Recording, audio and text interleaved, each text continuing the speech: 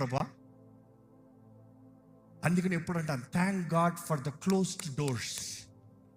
నీ జీవితంలో నీ ముందు మోయబడిన తలుపులకి దేవుడికి స్తోత్రాలు చెప్పు. ఎందుకంటే ఆయన తెరిచిన తలుపు ఉంది, నేను తెరిచిన తలుపు ఎవ్వరు మూయలేరు. అంటే ఫర్గివ్నెస్ అనేది దాని మీద ఇంత ఎంఫసైజ్ చేస్తున్న కారణం ఏంటి తెలుసా అండి? ఆత్మీయ రంగంలో ఎప్పుడైతే మనం క్షమించగలుగుతామో మనం దేవుని బిడ్డలు మనం నిరూపిస్తామండి. నువ్వు ఎప్పుడైతే దేవుని బిడ్డను నిరూపిస్తున్నావో దేవుడు నిన్ను దీవిస్తాడు. నువ్వు దేవుని బిడ్డ నిరూపించినప్పుడు తండ్రి అంటాడు, ఇదిగో ఇది నా బిడ్డ, నేను నిరూపిస్తాను, నేను ఎత్తుతాను పైకి.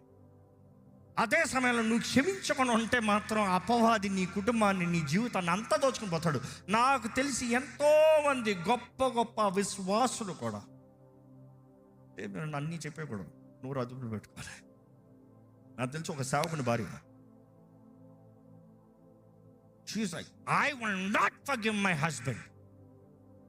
ఇద్దరు సేవ చేస్తున్నారు ఇప్పుడు కూడా. I will not forgive my husband.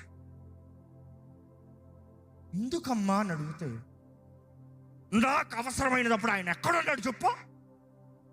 ఏంటంట, వాళ్ళకి ఏదో గొడవలు జరిగాయి, ఏదో జీవితంలో అప్ అండ్ డౌన్ వెళ్ళి భార్య భర్తలంటే ఆమెకు కావాల్సినప్పుడు ఆయన కనబడలేదంట.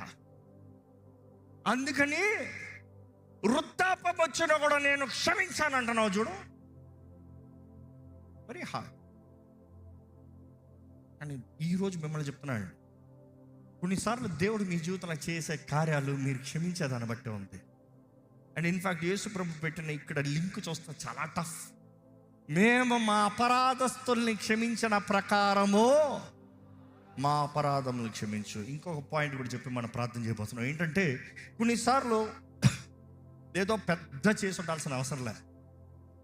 ఇప్పుడు మీరు అనొచ్చేమో, ఇక్కడ మీరు ఎవరికైనా కొంతమంది జీవితం